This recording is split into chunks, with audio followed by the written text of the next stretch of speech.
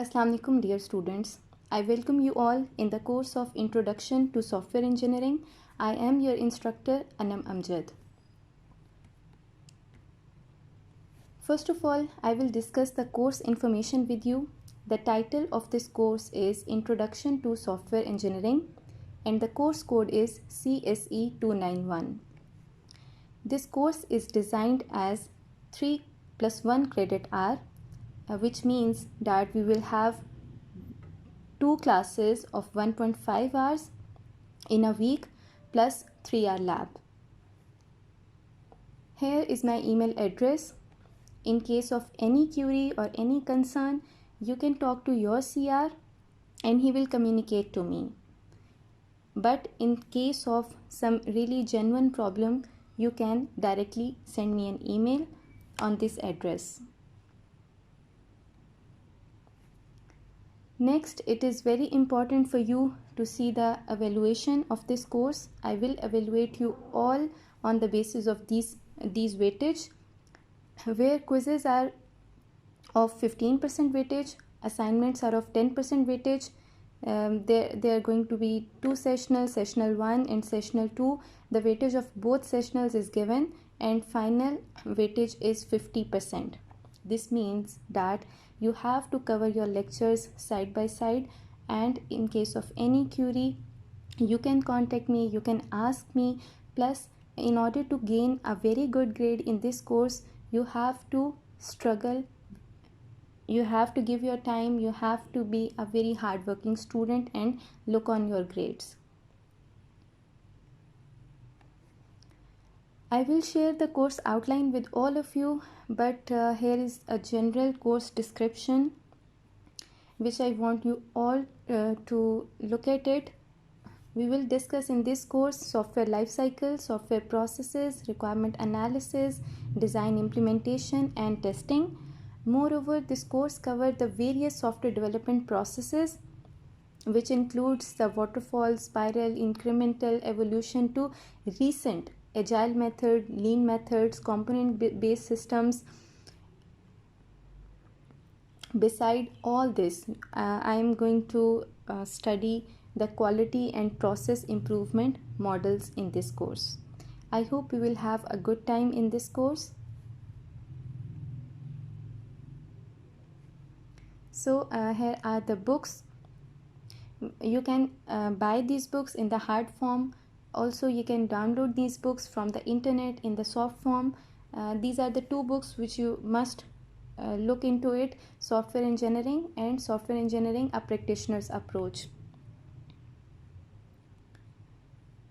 Plus, I have also mentioned the 2 reference books here. You can also give it a study.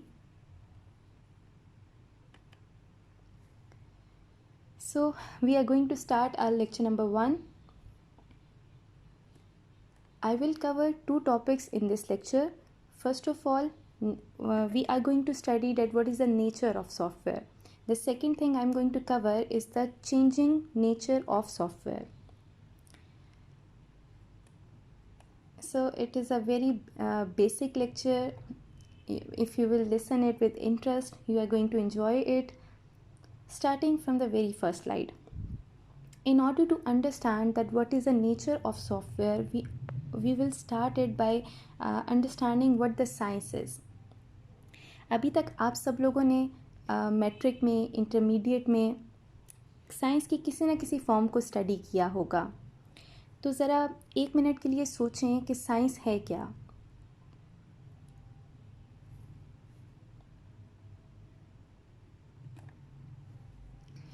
आपके जहन में brainstorming की होगी, कुछ ना कुछ जवाब आया होगा. बट लेट्स डिस्कस कि इस स्लाइड में साइंस की क्या डेफिनेशन लिखी है. Science in the broadest sense refers to any systematic knowledge or practice. इसका मतलब ये है कि कोई भी सिस्टमेटिक नॉलेज या प्रैक्टिस को हम साइंस का नाम देते हैं. अब नॉलेज आप किसी रैंडम तरीके से भी ऑब्टेन कर सकते हैं, लेकिन वो साइंस का पार्ट नहीं होगी. The knowledge must be systematic. Systematic का मतलब ये है कि वो किसी एक ऑर्डर को फॉलो कर रही हो. एक ऑर्डर को फॉलो करती हो या एक प्रॉपर प्लानिंग के साथ आपने उसे ऑब्टेन किया हो, तब उसको हम साइंस कहेंगे। अब नेक्स्ट क्वेश्चन ये है कि इस किस्म की नॉलेज को एक्वायर किस तरह से किया जाए। तो आपका सेकंड पॉइंट इस क्वेश्चन को आंसर दे रहा है, science refers to a system of acquiring knowledge based on either scientific method or through research. तो हमारे पास दो प्रोसीजर्स हैं या दो तरीके हैं जिनके थ्रू हम साइंस को या जो नॉलेज है उसको एक्वायर कर सकते हैं। पहला है साइंटिफिक मेथड और दूसरा है बाय डूइंग सम रिसर्च। अब आप सब लोग ये सोच रहे होंगे कि साइंटिफिक मेथड क्या है या रिसर्च क्या है। I am going to answer these questions in the next slide. So here on the left side you can see a scientific method. Scientific method start होता है जब आप अपनी नेचुरल वर्ल्ड में कुछ ना कुछ ऑब्जर्व करते हैं, ठीक है। This process starts from observing something. आपने ऑब्जर्व किया, प्रॉब्लम को स्टेट किया, प्रॉब्लम को स्टेट करने के बाद आपने एक हाइपोथेसिस क्रिएट किया। हाइपोथेसिस को क्रिएट करने के बाद आपने उस पर एक एक्सपेरिमेंट को रन किया। एक्सपेरिमेंट रन करने के बाद एक्सपेरिमेंट रन करने के लिए आपको डेटा कलेक्ट भी करना होगा, उस डेटा को एनालाइज करना होगा, उसके रिजल्ट्स को देखना होगा। और जब आप ये सब कर लेते हैं तब आप कंक्लूड करते हैं, तब आप ये देखते हैं कि आपका हाइपोथेसिस ठीक है या आपका हाइपोथेसिस गलत था। तो इन सारे स्टेप्स को परफॉर्म करने के बाद आपका एक साइंटिफिक मेथड कंप्लीट होता है। ये साइंटिफिक मेथड वो है जो आपकी नॉलेज को ऑब्टेन करने के लिए ज़रूरी है। इस प्रोसेस को हम फॉलो करते हैं। साथ ही राइट साइड पे अगर आप देखें तो आपको एक रिसर्च प्रोसेस नज़र आ रहा है। एक डायग्राम में मैंने डिपिक्ट किया है कि रिसर्च प्रोसेस के भी मुख्तलिफ फेजेस होते हैं। अब इसके क्या फेजेस हैं हम ये भी देख लेते हैं। सबसे पहले है हमारे पास प्रॉब्लम आइडेंटिफिकेशन। हमने किसी भी चीज़ की या साइंस की नॉलेज की बेस ही एक प्रॉब्लम है। जब तक हमारे पास हम कोई प्रॉब्लम ऑब्जर्व नहीं करेंगे, हम गौर व फिक्र नहीं करेंगे, जब तक हम अपने इर्द गिर्द देखेंगे नहीं कि प्रॉब्लम क्या है, तब तक हम उसका सलूशन फाइंड नहीं कर सकते। तो फर्स्ट ऑफ ऑल या किसी भी साइंस की, किसी भी नॉलेज की जो रूट है वो एक प्रॉब्लम आइडेंटिफिकेशन है, जो कि साइंटिफिक मेथड में भी यूज़ हो रही है और एक रिसर्च प्रोसेस में भी यूज़ हो रही है। आपने प्रॉब्लम को आइडेंटिफाई कर लिया। लेट्स से प्रॉब्लम क्या था, प्रॉब्लम ये है कि आपने डेटा शेयर करना है कि आपने अपने कोलीग्स के दरमियान, आपने अपने स्टूडेंट फेलोज़ के दरमियान डाटा को एक बहुत लेट्स से आपने एक हैवी फाइल शेयर करनी है जो कि जिसकी जो वॉल्यूम है वो जीबीज़ में जा रहा है। आप ये देखते हो कि आपके पास ऐसा कोई सॉफ्टवेयर अवेलेबल नहीं है, तो ये आपकी प्रॉब्लम बन जाती है ना, ये आपका एक प्रॉब्लम है। इस प्रॉब्लम को आइडेंटिफाई करने के बाद हम इससे रिलेटेड डाटा कलेक्ट करते हैं। डाटा को कलेक्ट करने के बाद हम इसी प्रॉब्लम स्टेटमेंट को मज़ीद रिफ़ाइन करेंगे। जब हम डाटा को भी देखेंगे प्रैक्टिकली और अपनी प्रॉब्लम को भी देखेंगे तो हमारी प्रॉब्लम मज़ीद रिफ़ाइन हो जाएगी। इस प्रॉब्लम को रिफ़ाइन करने के बाद हम लिटरेचर रिव्यू परफॉर्म करते हैं रिसर्च प्रोसेस के अंदर। लिटरेचर रिव्यू का मतलब ये है कि आपने अपनी प्रॉब्लम से रिलेटेड जितना भी लिटरेचर पढ़ा है आपके पास, उसको आपने रिव्यू करना स्टार्ट कर दिया। आपने देखना शुरू कर दिया कि इसी तरह की प्रॉब्लम्स पे लोगों ने कैसे काम किया था, उन्होंने क्या एल्गोरिदम्स यूज़ किए थे, किस तरह के टूल्स उन्होंने डेवलप किए, उन टूल्स के अंदर क्या ड्रॉबैक्स थे, उनकी लिमिटेशंस क्या थी। आपने वो तमाम लिटरेचर को स्टडी करते हैं रिसर्च प्रोसेस के अंदर। और रिसर्च प्रोसेस के अंदर जो आपका लिटरेचर रिव्यू है ना, ये बहुत इंपॉर्टेंट पार्ट होता है। जब आपने लिटरेचर रिव्यू परफॉर्म कर लिया, देन आप साइंटिफिक मेथड की तरह यहाँ भी एक हाइपोथेसिस क्रिएट कर सकते हैं। हाइपोथेसिस आपने क्रिएट किया और उसके बाद आपने एक मेथडोलॉजी डिफ़ाइन कर ली।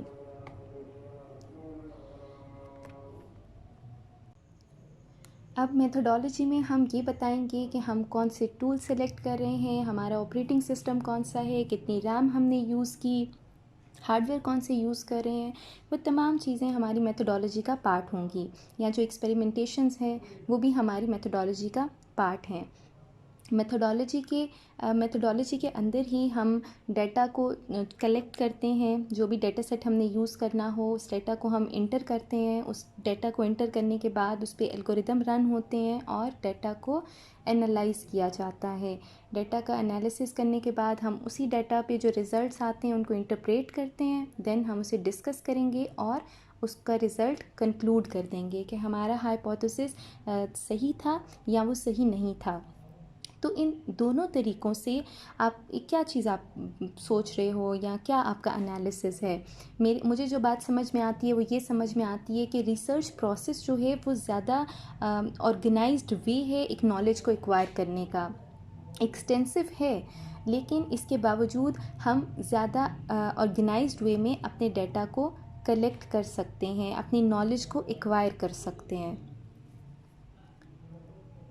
और एक और बात मैं आपको यहाँ पर बताना चाहती हूँ कि रिसर्च प्रोसेस जो है वो सिर्फ एक रिसर्च प्रोसेस नहीं होता। रिसर्च प्रोसेस बहुत सी टाइप्स के हो सकते हैं। डिपेंड करता है कि आप किस तरह की रिसर्च कर रहे हैं। जब आप मैथमेटिकल रिसर्च परफॉर्म करेंगे तो उसका पैटर्न थोड़ा वेरिएट करेगा। जब आप अपने सॉफ्टवेयर प्रोग्राम्स की रिसर्च करेंगे तो उनका जो मेथड है, जो रिसर्च प्रोसेस है, वो ज़रा डिफरेंट हो सकता है। तो आपकी फील्ड के अकॉर्डिंग, आपकी नेचर ऑफ रिसर्च के अकॉर्डिंग आपका जो रिसर्च प्रोसेस है उसमें चेंजेस हो सकते हैं। ये कोई स्टैंडर्ड रिसर्च प्रोसेस नहीं है कि हमने हमेशा हर रिसर्च के लिए यही फॉलो करना है। इसमें वेरिएशंस जो हैं वो पॉसिबल हो सकती हैं।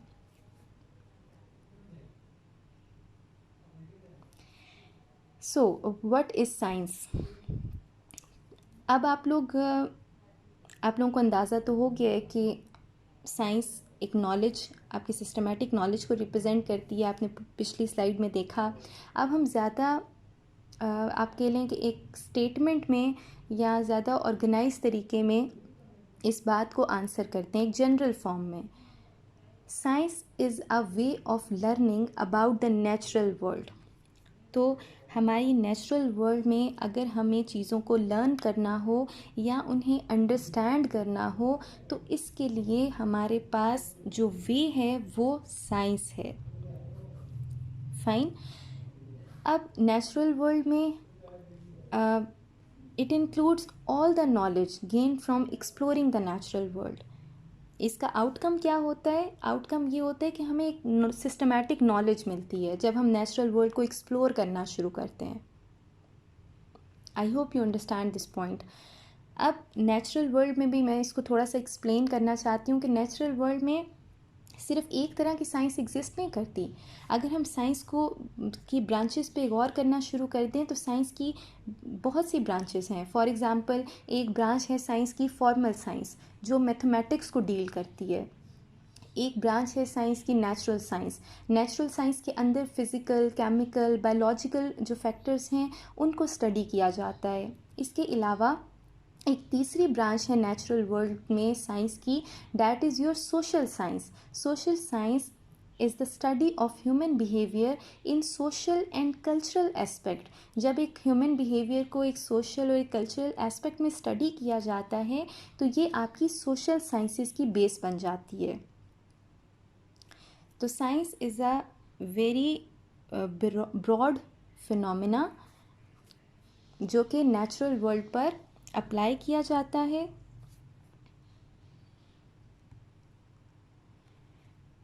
सो we have answered our very first question that what is science. और हमने इस क्वेश्चन को आंसर क्यों किया? क्योंकि हमें नेचर ऑफ सॉफ्टवेयर को समझना था। तो इस प्रोसेस को समझने के लिए अब बीच में दूसरा क्वेश्चन आ गया, that is what is engineering. You all are the student of software engineering. तो आई होप कि आपको इस सवाल का जवाब आता होगा।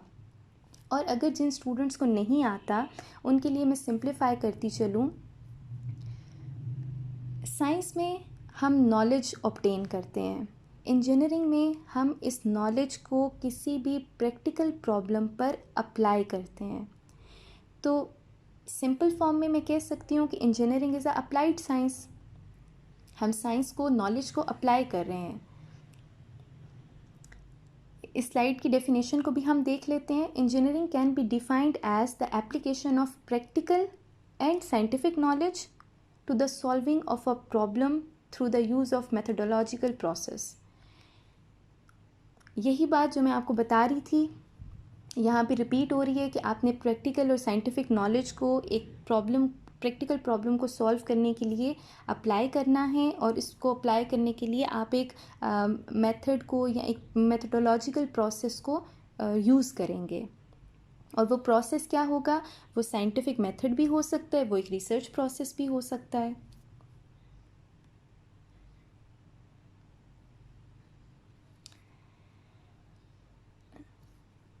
अब यहाँ पर इस स्लाइड में we are going to study the relationship between science and engineering. तो पिछली स्लाइड से आपको इतना तो पता चल गया कि साइंस नॉलेज है और इंजीनियरिंग उस नॉलेज की एप्लीकेशन है। जैसे कि यहाँ पे फर्स्ट पॉइंट में लिखा है, what says the second point. Second point में ये लिखा है कि science seeks to explain phenomena through theory, hypothesis and experiments in an effort to ascertain the natural law। Science में हम थ्योरी को, हाइपोथेसिस को, एक्सपेरिमेंट्स को यूज़ करते हैं। क्यों? क्योंकि हमें नेचुरल लॉज बनाने होते हैं। इसकी एक एग्ज़ाम्पल आप इस तरह से देख सकते हो कि केमिस्ट्री के अंदर हम मुख्तलिफ़ केमिकल्स का स्ट्रक्चर इन्वेस्टिगेट करते हैं और इनके रिएक्शंस देखते हैं। ये एक एग्ज़ाम्पल है साइंस की।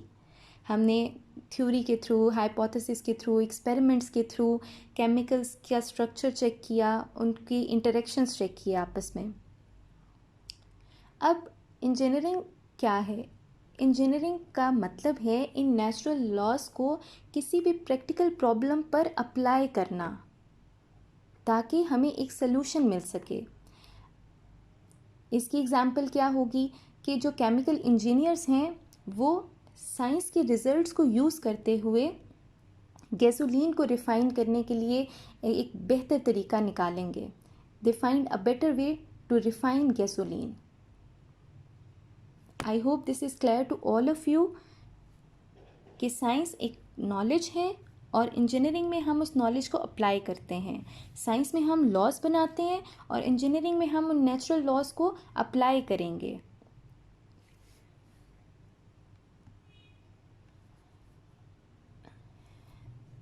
हमने आंसर किया what is science, we have answered what is engineering. अब हम आ रहे हैं टूवर्ड्स नेचर ऑफ सॉफ्टवेयर, या हम आ रहे हैं कि सॉफ्टवेयर है क्या, सॉफ्टवेयर को इंट्रोड्यूस करने की तरफ हम आ रहे हैं। तो इससे पहले हम स्टडी करेंगे कंप्यूटर साइंस को। कंप्यूटर साइंस जब हम स्टडी करते हैं तो इसको हम एज अ साइंस स्टडी करते हैं। आप में से आप अगर अपने डिपार्टमेंट पर ही गौर करें तो आपके पास डिपार्टमेंट ऑफ कंप्यूटर साइंस भी एग्जिस्ट कर रहा है आपकी यूनिवर्सिटी में। आपकी यूनिवर्सिटी में डिपार्टमेंट ऑफ सॉफ्टवेयर इंजीनियरिंग भी है। 2 डिपार्टमेंट है ना आपके। तो क्या आप में से कोई भी ये बता सकते हैं कि डिपार्टमेंट ऑफ कंप्यूटर साइंस और डिपार्टमेंट ऑफ सॉफ्टवेयर इंजीनियरिंग में डिफरेंस क्या है?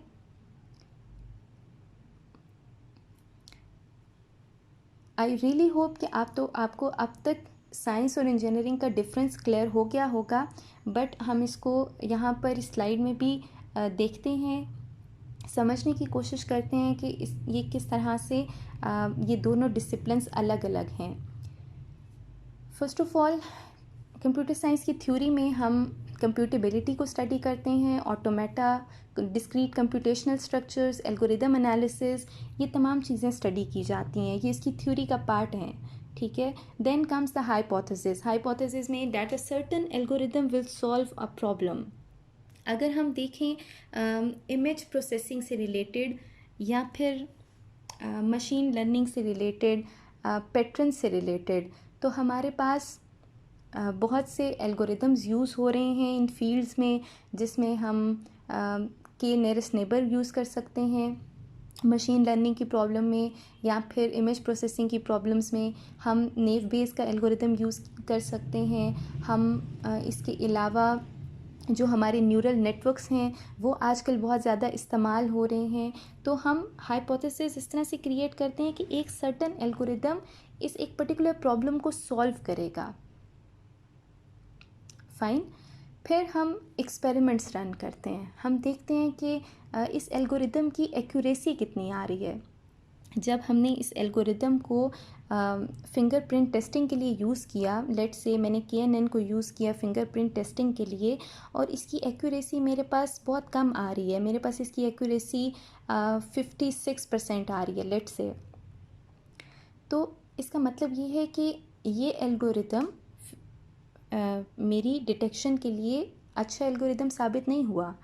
मैं कोई और एल्गोरिदम ट्राई कर सकती हूँ, मैं नेव बेस के साथ ट्राई करूँगी, या मैं न्यूरल नेटवर्क के एल्गोरिदम्स को ट्राई करूँगी। अगर उसके साथ मेरी एक्यूरेसी 75% आ रही है तो डैट मीन्स कि ये एल्गोरिदम मेरी डिटेक्शन की प्रॉब्लम के लिए ज़्यादा बेहतर साबित हुआ है। So the whole phenomena is known as computer science, जहाँ पे हम थ्योरी को पढ़ते हैं, हम हाइपोथेसिस क्रिएट करते हैं और हम एक्सपेरिमेंट्स परफॉर्म करते हैं। अब इस स्लाइड के अंदर you can see the difference between computer science and software engineering. Computer science में वही तमाम चीज़ें आ गई जो हम लास्ट स्लाइड में डिस्कस कर रहे थे, उसकी theory of computation, algorithms and data structure, programming language. अब अगर इन तमाम चीज़ों को हम ले आए सॉफ्टवेयर इंजीनियरिंग पे, तो सॉफ्टवेयर इंजीनियरिंग में डिफरेंस ये होगा कंप्यूटर साइंस से कि यहाँ पर कस्टमर और उसकी प्रॉब्लम के लिए हम इन तमाम कॉन्सेप्ट को इनके एक्सपेरिमेंट्स को, कंप्यूटर साइंस के एक्सपेरिमेंट्स को यूज़ कर रहे हैं, और फिर हम टूल्स एंड टेक्निक्स डिज़ाइन करते हैं उस प्रॉब्लम को सॉल्व करने के लिए। हमारे पास एक तरफ कस्टमर की प्रॉब्लम होती है, दूसरी तरफ हमारे पास कंप्यूटर साइंस की नॉलेज है, और इन दोनों चीज़ों को यूज़ करते हुए हम टूल्स एंड टेक्निक्स डेवलप कर रहे हैं जो हमारे सॉफ्टवेयर इंजीनियर्स हैं। लेट्स से कस्टमर की प्रॉब्लम ये है कि उसे GB में डाटा शेयर करना है।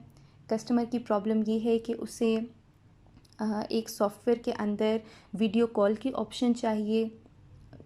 कस्टमर की प्रॉब्लम ये है कि जिस तरह से आप देख लो कि गूगल पे कुछ टाइम पहले मीटिंग की ऑप्शन नहीं आती थी, लेकिन अब जब आप अपना गूगल अकाउंट ओपन करते हैं तो आपको लेफ़्ट साइड पर मीटिंग की एक ऑप्शन नज़र आती है। या फिर इस तरह की बहुत सी एग्ज़ाम्पल्स हो सकती हैं जो कि कस्टमर के प्रॉब्लम्स को आइडेंटिफाई करती हैं, और उन प्रॉब्लम्स को सॉल्व करने के लिए हम कंप्यूटर साइंस से हेल्प लेते हैं, कंप्यूटर साइंस की नॉलेज को यूज़ करते हैं।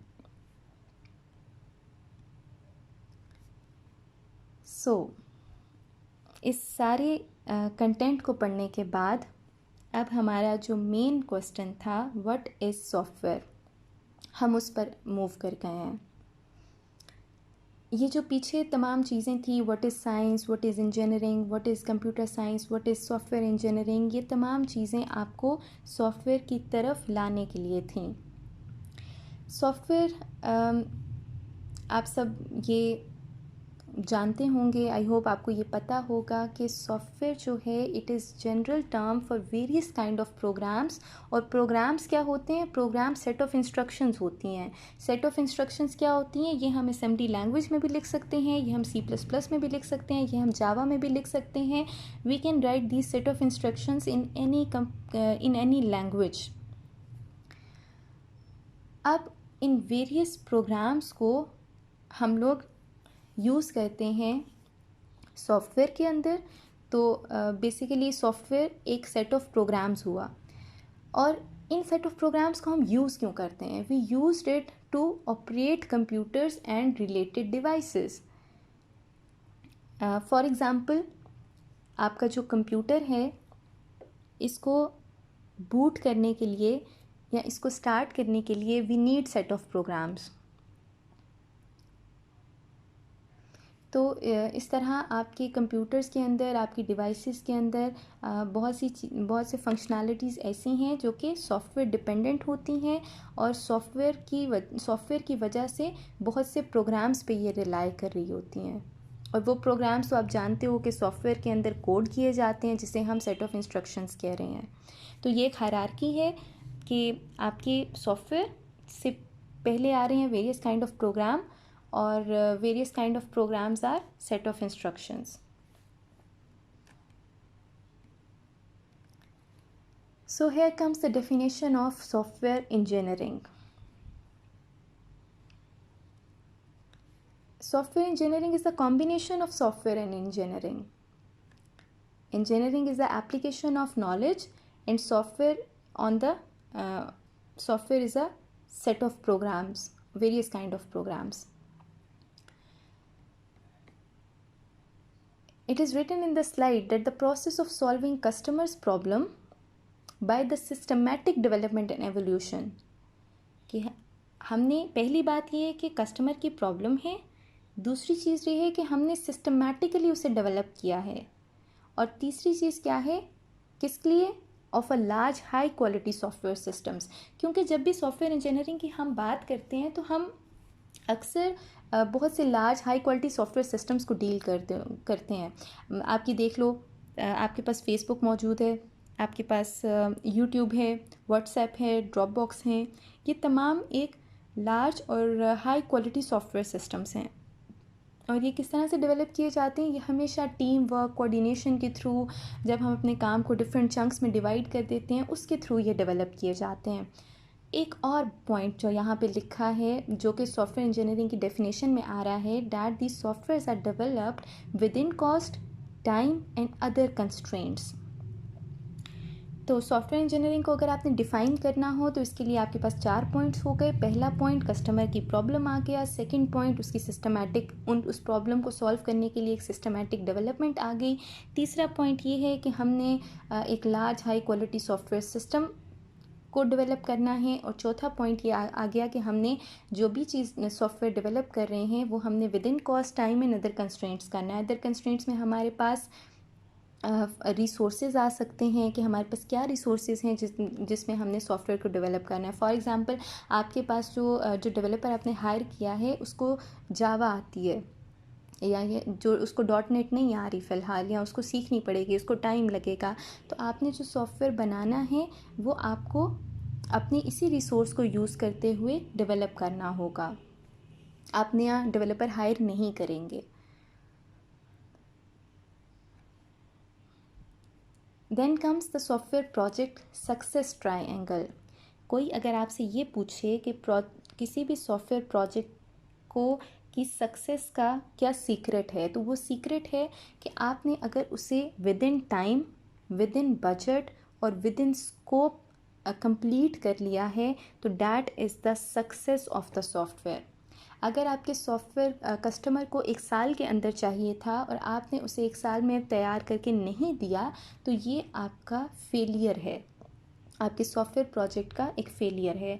अगर कस्टमर के पास बजट था, लेट्स से उसके पास 1 लाख है, वो चाह रहे हैं कि मेरा सॉफ्टवेयर इसी में प्रिपेयर हो, लेकिन आपने उसे विद इन बजट नहीं तैयार करके दिया, आपने उसे ओवर बजट तैयार करके दिया है उसका सॉफ्टवेयर, तो ये आपके सॉफ्टवेयर प्रोजेक्ट का फेलियर है. कस्टमर दोबारा आपके पास नहीं आएगा इस सॉफ्टवेयर को बनवाने के लिए. और इसी तरह जो तीसरा फैक्टर है स्कोप का, आपने प्रोजेक्ट को अंडर और ओवर स्कोप नहीं करना. जितना स्कोप है आपने उसे टाइम और बजट के दरमियान मैनेज करना है. इनमें से कोई भी फैक्टर अगर कंप्लीट नहीं होगा तो that will lead toward the software failure. Another very important concept of software engineering is its layers. सबसे पहले किसी भी सॉफ्टवेयर इंजीनियर के पास सॉफ्टवेयर को डेवलप करने के लिए एक क्वालिटी फोकस जो है वो बेड रॉक की तरह काम करता है. आप जिसे कह लो रूट है, क्वालिटी को इंश्योर किया जाता है. Then comes the process. Process basically आपको ये बताता है कि आपकी क्या टेक्नोलॉजी यूज़ होगी, आपकी टाइम, कितना टाइम लगेगा, कितनी कॉस्ट लगेगी, ये सारी चीज़ें आपके प्रोसेस का पार्ट बन जाती हैं.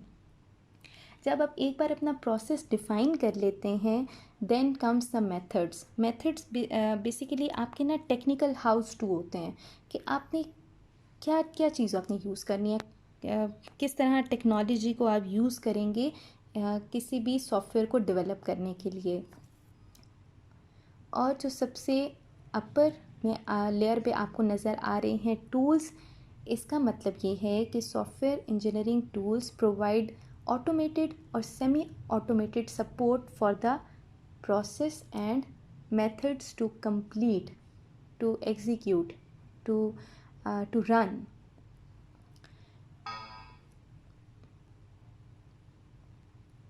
तो ये वो 4 लेयर्स हैं जो कि सॉफ्टवेयर इंजीनियरिंग इनकम्पास कर रही होती है। आप स्लाइड में भी देख सकते हो। A process method, software engineering encompasses a process methods for managing and engineering software and tools. के प्रोसेस मेथड और जो क्वालिटी फोकस है ये इसका मेन पार्ट होता है।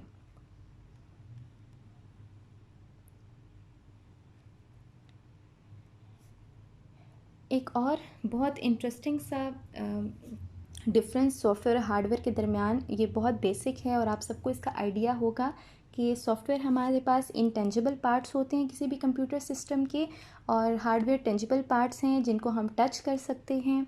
और दूसरा पॉइंट जो सॉफ्टवेयर और हार्डवेयर को डिस्क्रिमिनेट करने के लिए यूज़ हो रहा है वो ये कि software is a logical system element, that is 2 + 2 = 4, और हार्डवेयर एक फ़िज़िकल सिस्टम एलिमेंट है। हमें फ़िज़िकली ये नज़र आ रहा है, आप देख रहे हैं, आपका मॉनिटर आपका हार्डवेयर है, आपका माउस हार्डवेयर में शामिल होता है, आपका कीबोर्ड आपका हार्डवेयर है। तो ये बहुत बेसिक सी चीज़ें हैं। सॉफ्टवेयर इज़ डेवलप्ड और इंजीनियर्ड। आपको ये इस बात का अंदाज़ा है कि सॉफ्टवेयर हमेशा डेवलप किए जाते हैं, सॉफ्टवेयर इंजीनियर्स होते हैं जो इनको डेवलप करते हैं। सॉफ्टवेयर टीम है पूरी जो कि लार्ज सॉफ्टवेयर को डेवलप करने के लिए यूज़ की जाती है, और हार्डवेयर हमेशा मैन्युफैक्चर किए जाते हैं।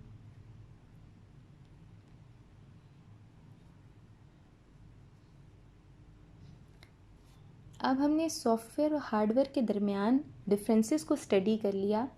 एक और चीज़ जो हम हार्डवेयर और सॉफ्टवेयर के दरमियान स्टडी कर सकते हैं, that is the failure curve for hardware, and in next slide we will study the failure curve for software.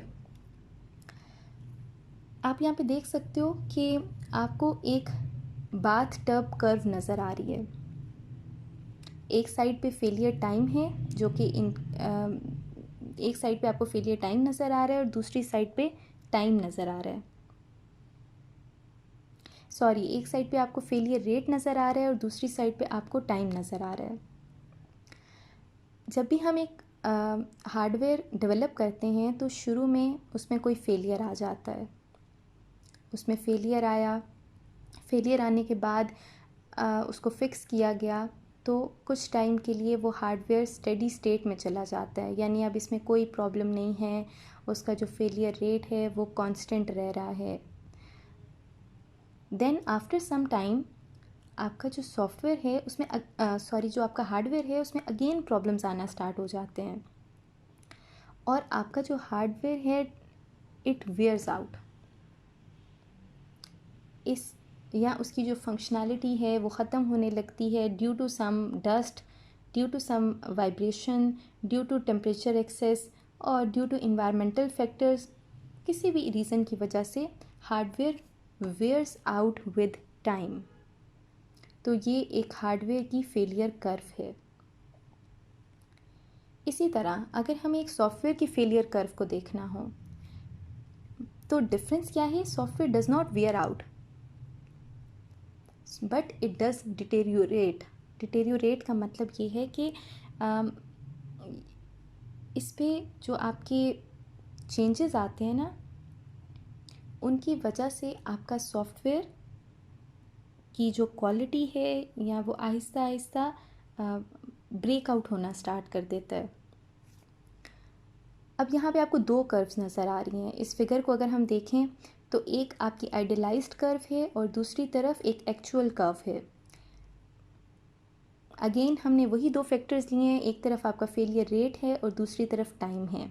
Idealised curve में क्या होगा कि आपका सॉफ्टवेयर में भी कुछ फेलियर फेस करे और देन उसके बाद ये एक कांस्टेंट फेज़ में चला जाए, एक स्टेडी स्टेट में चला जाए और इसमें कोई प्रॉब्लम नहीं आए। बट एक्चुअल कर्व को देखा जाए तो होता ये है कि कुछ टाइम के बाद आपके सॉफ्टवेयर में कोई चेंज किया जाता है और उस चेंज को करने की वजह से जो स्पाइक क्रिएट हो रही है, इसका मतलब ये है कि आपका फेलियर रेट इंक्रीज़ कर गया। देन दोबारा वो एक स्टेडी स्टेट में जा रहा है। अगर फिर कोई चेंज आ गया तो एक स्पाइक क्रिएट हो जाती है, फेलियर रेट दोबारा इंक्रीज़ कर जाता है। तो यूँ करते करते बहुत से चेंजेस जब उसमें इंट्रोड्यूस करा दिए जाते हैं, कस्टमर्स की तरफ से भी ये रिक्वेस्ट आ सकती हैं, जब इसमें बहुत से चेंजेस इंट्रोड्यूस कराए जाते हैं तो आपका सॉफ्टवेयर डिटेरियोरेट हो जाता है इन चेंजेस की वजह से।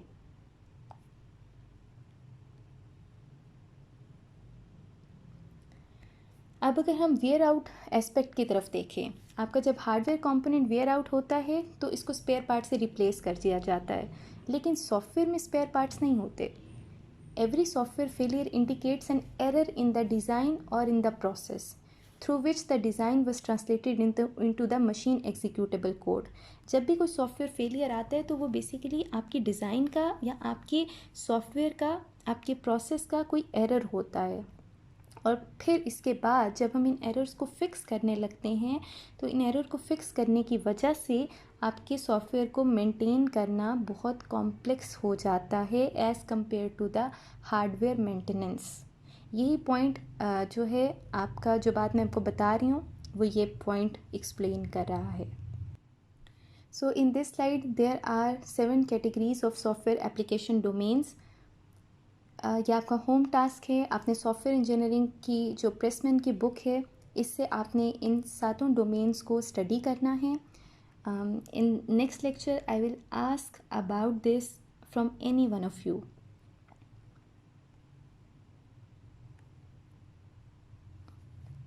One of the topic that we will discuss in this lecture is the changing nature of software. इस पॉइंट को डिस्कस करने के लिए we need to study the legacy softwares. Legacy softwares को मैं इस तरह से एक्सप्लेन करूँगी कि लेट्स से आपके पास एक कार है जो कि आपके दादा के टाइम से आपके पास मौजूद है। अब प्रॉब्लम ये है, you can not buy a new car. तो आपको इसी कार को अगर इसमें कुछ प्रॉब्लम हो जाए तो उसको मेंटेन करना है और इसी को कहीं भी आने जाने के लिए यूज़ करना है। This is your legacy car. Same चीज़ हम सॉफ्टवेयर के लिए भी अप्लाई करते हैं। बाज़ औक़ात ये होता है कि आपके पास एक सॉफ्टवेयर सिस्टम है जो कि बहुत पुराना हो चुका है, लेकिन आप उसको चेंज नहीं कर सकते। तो जब आप इसको चेंज नहीं कर सकते, आप इस सॉफ्टवेयर को मॉडिफाई उसमें कुछ उसको मेंटेन करते हैं और उसके बाद आप उसे यूज़ करते रहते हैं।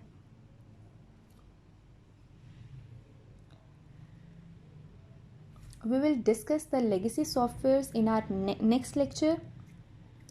I am ending the lecture here. I hope you have understand this lecture. In case of any query, you can ask your question in the question answer session. Thank you for listening, class.